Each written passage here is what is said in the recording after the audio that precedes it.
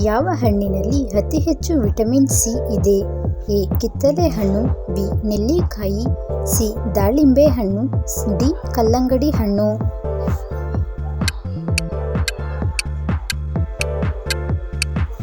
Option B ನೆಲ್ಲಿಕಾಯಿ ಸರಿಯಾದ ಉತ್ತರವಾಗಿದೆ. ಪ್ರತಿದಿನ ಕಡಲೆಯೊಂದಿಗೆ ಬೆಲ್ಲ ಸೇರಿಸಿ ತಿಂದರೆ ಯಾವುದು ವೇಗವಾಗಿ ಹೆಚ್ಚುತ್ತದೆ?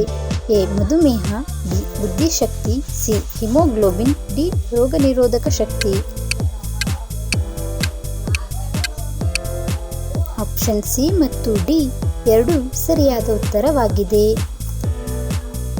ಕಬಡ್ಡಿ ಆಟದಲ್ಲಿ ಎಷ್ಟು ಜನ ಆಟಗಾರರಿರುತ್ತಾರೆ?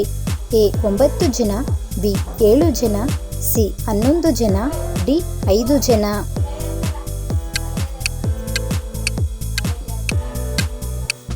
ಆಪ್ಷನ್ ಡಿ 7 ಜನ ಸರಿಯಾದ ಉತ್ತರವಾಗಿದೆ.